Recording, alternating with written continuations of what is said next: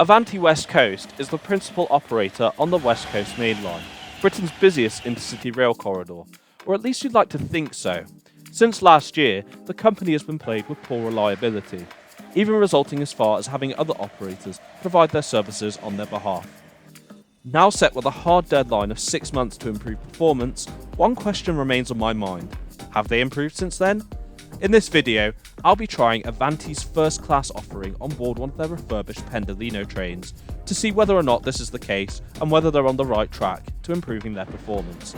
Now let's get this show on the rails.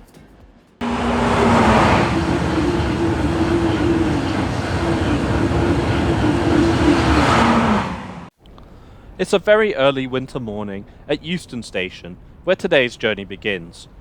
Euston was built as London's first intercity terminal way back in 1837 by George and Robert Stephenson. In the modern era, it plays a key role of linking London with the key cities of Manchester, Birmingham, Glasgow and Liverpool amongst others, and will soon be the future southbound terminal of the HS2 line. Well, allegedly. Many of you who have either been to or watched my previous videos from this station may notice a major change with the departure boards, which I personally find to be more confusing than the previous arrangement, despite the screens having an improved display. What do you think of them? Feel free to let me know your thoughts in the comments below.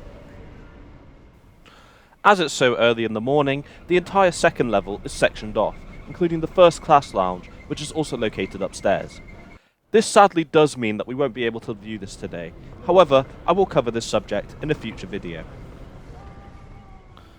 Conveniently, my seatfrog bid has just ended, which has enabled me to win a first class upgrade at a much lower price compared to what an advanced single cost. Great result! Both the upper and lower levels of Euston Station contain a large array of shops and eateries, all available to prepare you for your onward journey. Many of these are closed at this time of the morning, however, so I'll just head straight to the platform. Whilst this is not yet shown by the departure board yet, using real-time trains has enabled me to catch wind of my platform ahead of everyone else. We can see a London Overground Class 710 unit as we approach the platform, which are typically used on the Watford DC line, though this is a good time to remind you that I have done a video on this particular unit before. The other operator and main competition with Avanti out of Euston is London North Western Railway, who provide outer suburban and semi-fast services along the West Coast Main Line, typically using these Class 350 Desiro trains. Our real prize, however, is located right in front of us in the form of a Class 390 Pendolino train. A total of 57 sets were built for previous franchisee Virgin Trains by Euston in 2 series between 2001 and 2012, which are both in 9 and 11 carriage consists. Our particular unit today is one of the sets originally built as a 9-car set, but was extended to an 11-coach unit in 2012 to provide extra capacity on Britain's busiest mainline corridor. At the time of recording, only the 11-car variants had the new interior fitted to the class, an example of which will be my ride to Liverpool today. The refurbishment programme for the 56-strong Pendolino fleet began in 2021, which aims to bring the fleet into an as-new condition, a necessity given that unlike the 20-strong Super Voyager fleet Avanti also operates, the Pendolinos are due to be retained over the lifetime of Avanti's contract. The programme, dubbed as Britain's biggest train upgrade, is due to be completed sometime in 2024. Let's board our Pendolino train and have a look around. I'm not going to focus too much on the new interior, given I've already covered this in detail when the first refurbished unit was released. I invite you to check out the video and watch it at your own leisure.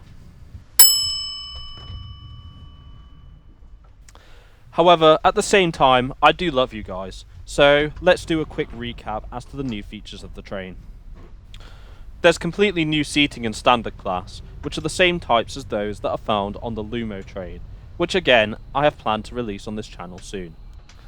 In each carriage, there's also enhanced luggage space. In Coach C, a completely redesigned shop, albeit slightly smaller.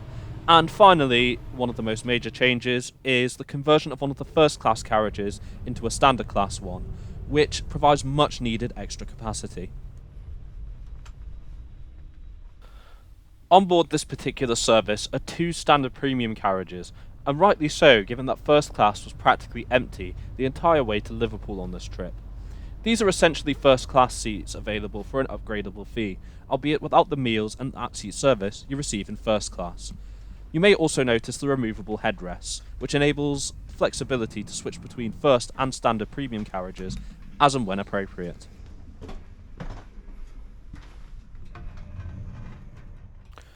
We, however, are moving on to first class, which when done right is exceptional, even for a troubled operator such as Avanti. As I take my seat to begin this morning's odyssey, let's check out our route for today. We begin at Euston, traversing the southern section of the West Coast main line as far as Milton Keynes. The Long Buckby Wharf is then crossed to join the Trent Valley line at Rugby, a key corridor on the West Coast main line. We make 2 stops at Tamworth and Lichfield before reaching the end of the Trent Valley line at Stafford to call at Crewe, Runcorn and finally Liverpool Lime Street, where we're expected to arrive at around 9 AM this morning. I'm weirdly looking forward to this. This is my first time in Avanti's refurbished first class, and I'm glad you're coming along with me to experience it. So sit back and enjoy the ride.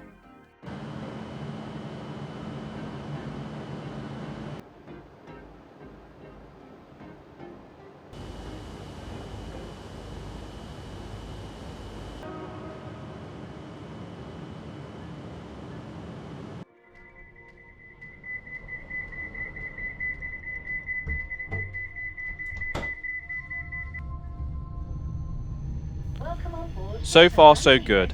We depart Euston Station, bang on time. Calling at Tamworth, Lichfield, Trent Valley, Stafford, Crewe, Runcorn. If you see something that doesn't look right, speak to staff or text British Transport Police on 61016. We'll sort it. See it, say it, sorted. Even the grand design of Wembley Stadium can only just about be made out in the darkness as we make our way out of London.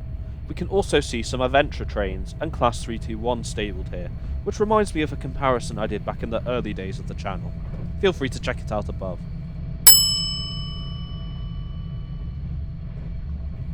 In the meantime, however, let's check out the train and its features.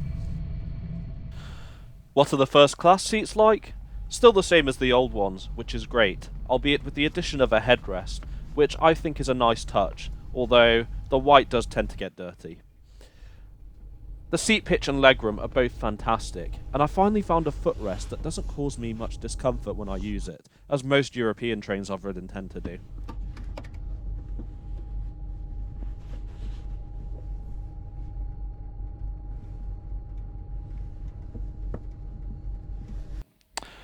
To aid the legroom and your comfort, a lever is located on the left, which functions the seat recline. Just pull it and slide your bum forwards and backwards as appropriate. Armrests are also located on the seats, albeit, as is common with most UK trains, only the aisle side is foldable. The tables contain a sufficient amount of power and USB Type A sockets, though, have you forgotten your leads or chargers? Worry not.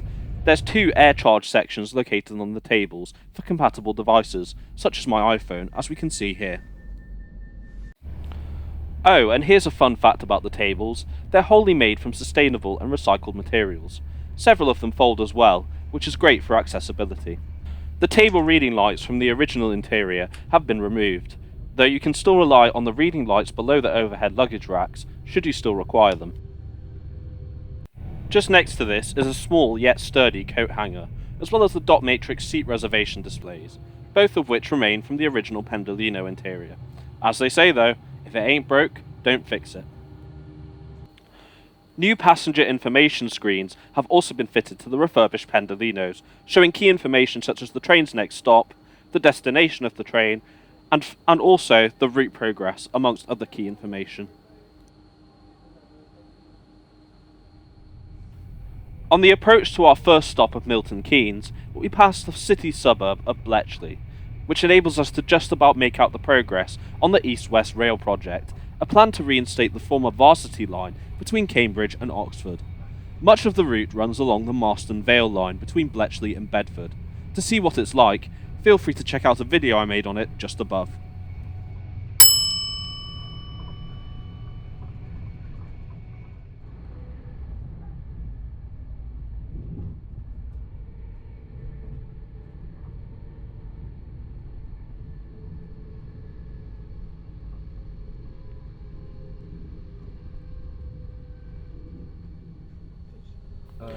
Milton Keynes Central is the principal station serving Milton Keynes, the largest settlement in Buckinghamshire which recently gained city status. The station acts as an interchange between London North Western Railway and Avanti services, and until May 2022 was served by Southern Cross-London services along the West London line, which have since been cut back to Hemel Hempstead and Watford Junction. And after leaving Milton Keynes, it's now breakfast time. First, my attendant serves me a glass of pure, yes it's important, orange juice, before being served my main course of a bowl of porridge and what was undoubtedly the best Belgian waffle I've had in a while. Normally you're only allowed one and not both. However, the lovely hostess allowed me to have both owing to the first class being particularly empty today. It was absolutely fantastic. One of the best breakfasts I've had in the UK for a long time. Thumbs up, Avanti. For those wondering what the other options are, I put the menu in the description below to read at your leisure. The opening of the at-seat window blind reveals a rather gloomy day across the long Buckby Wharf. Traversing the full length of the wharf sees us speed through Rugby, another principal station for Avanti, which also splits the West Coast main line between the Birmingham branch and the Trent Valley line northbound, of which we'll be taking the latter. Did you know that the town is the origin for the actual game itself? The game was invented in 1823, so around 200 years ago now, by a rugby schoolboy named William Webb Ellis. We then arrive into our next stop of Tamworth. Stations along the Trent Valley line between Rugby and Stafford have irregular calling patterns by Avanti West Coast, with most services being provided by London North Western Railway, who provide semi-fast services between Crewe and London Euston. Other operators also serve Trent Valley line stations, an example being Cross Country at Tamworth and Nuneaton. These usually provide services to Birmingham. The Trent Valley line portion of the West Coast main line provides us a great opportunity to view the Pendolino's tilting action in full effect, which is an integral part of the train's design, enabling it to reach its top service speed of 125 miles an hour, owing to the curvy nature of the West Coast main line. However, recent infrastructure upgrades now mean that high-speed trains on the line that don't tilt are able to run at 125 miles an hour as opposed to the current limit of 110. This has resulted in Avanti's new Class 805 and 807 trains not having a tilting mechanism whatsoever. It's now time to have a quick look on board the toilets. I'm going for the accessible toilet, as this is the one that's closest to my carriage.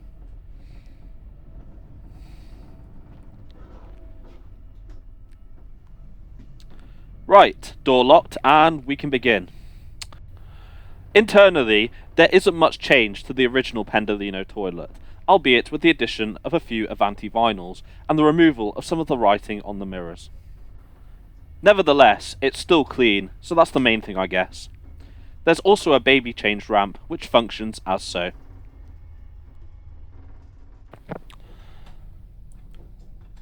The soap is well stocked and dispenses fairly well.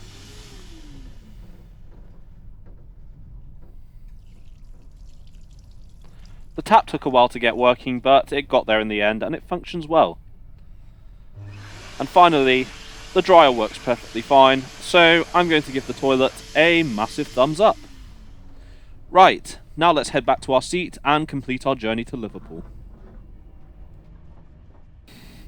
As we crawl our way into Crewe, we can see a number of stock stored at Crewe Train Maintenance Depot, ranging from Transport for Wales Mark IV sets to London North Western Railway's new Class 730 trains, the latter of which are based here to conduct their fault-free running period and will eventually be used on services in and out of Euston.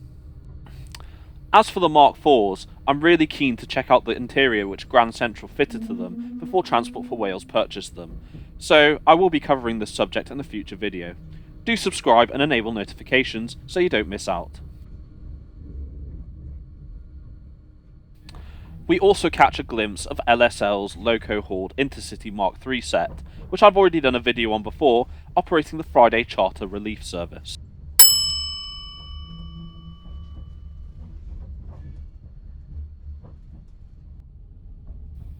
We then arrive into Crewe Station. Often dubbed as the centre of the universe by rail enthusiasts, this is a key hub on Britain's rail network for freight movements as well as services on the northern end of the West Coast Main Line. Leaving Crewe enables us to catch a glimpse of the Pendolino's predecessor, the British Rail Advanced Passenger Train, or APT, which is stored at Crewe Heritage Centre. This does make me wonder how different things would have been had the design been successful, as unfortunately it did not work out as originally intended. The lovely hostess then made her way back in to top up my glass with water, as we make our final approach up the northern end of the West Coast Main Line towards Liverpool.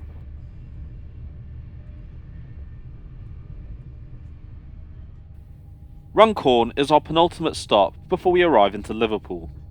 After stopping here, we cross over the River Mersey towards Widnes via the Runcorn Railway Bridge.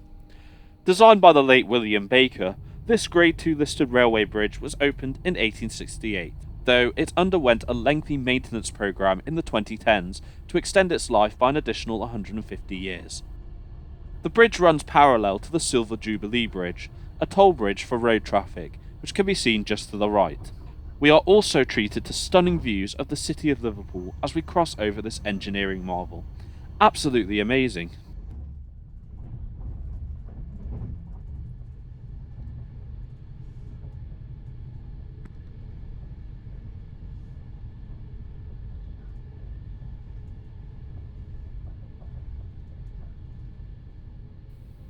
We are now passing through Liverpool South Parkway for Liverpool John Lennon Airport, which means that we are fast approaching Liverpool Lime Street. So, what did I think of this journey? I have to say that Avanti blew me away. It was honestly the best experience I've had with them since their poor reliability began almost a year ago now, and it's proof that when things go right, they are truly the right way to go with UK intercity rail travel. However, later this day I would be proved wrong in saying that they had improved. Why is this, you ask? I'll cover this in a future video. But for now, welcome to Liverpool, folks. We'll sort it. See it? Say it.